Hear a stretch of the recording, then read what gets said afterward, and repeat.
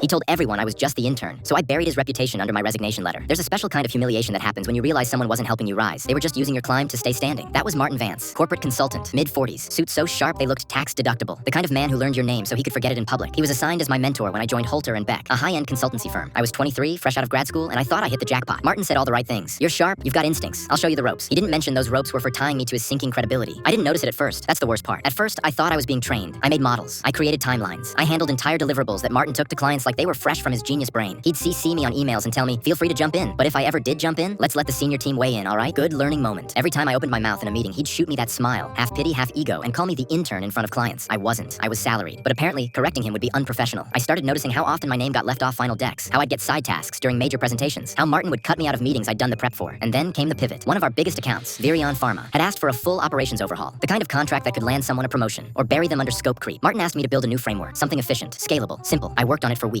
Brought him drafts. He waved them off. Not quite there yet. I'll take a crack at it. He didn't. He just took mine, reworded a few headers, and printed it as Advanced Strategic Revamp V 1.0, then sent it to the client. When they responded with praise, he forwarded it to our director and added this line: happy to say the framework I developed really resonated. That email was the moment something in me snapped. I didn't get angry. I got methodical. Martin wasn't a genius. He was a compiler, a high IQ remora riding the backs of quieter sharks. So I started building my file. I compiled every document I created, timestamps, drafts, metadata. I saved Slack messages, emails, even screen recordings of edits. Then I got creative. I started naming internal files, things like client draft version 2 MV input. Even when Martin never touched it, I'd drop them into shared folders and watch as Martin downloaded them before meetings. Then I'd update the same files with watermarks that said prepared by my name right before the final send-off. He never noticed. 2 months in, Virion invited us to a high-level strategy retreat. Martin booked his ticket. I booked mine quietly. He didn't know I was going. On day 2 of the retreat, the Virion team held a breakout session. They opened the floor. I stood up, walked to the board, and broke down the framework Martin had created, live, with precision. I answered questions, defended details, even cited stats that weren't public yet because I had access to the sandbox docs. When the CTO asked Martin for follow-up context, he smiled and said, I'll let my intern take that one. I looked him dead in the eye and said, sure, but first, maybe we should clarify I'm not an intern. I built this framework, and I've got the documents to prove it. Silence. The Virion lead raised an eyebrow. Wait, you made this? Every line, every model, every risk analysis. I can show you the version history. I'd also be happy to walk you through the companion strategy doc that never made it into Martin's version. And then I did. Martin went pale. The room shifted. His grip on the marker cap snapped off in his hand. I didn't even need to talk to HR. Virion requested that I remain on the account and asked for reduced Martin involvement moving forward. The company listened. Martin was reassigned indefinitely. I didn't get him fired. I made him irrelevant. I handed in my resignation 2 weeks later with a neat 3-page file of annotated plagiarism and a short cover letter. Please find the evidence of continued misrepresentation. I'd rather build from scratch than stay on someone else's scaffold. 2 months later, I joined Virion's internal strategy team. Martin, last I checked, he's running a blog on Medium called The Leadership Mindset. His posts get 2 likes. One of them is his wife. He called me the intern in every room we walked into. So I built a room where he'd never get invited again. Now the only framework Martin pitches is the one where he explains how failure is just a lesson in disguise. Bleach Song Q.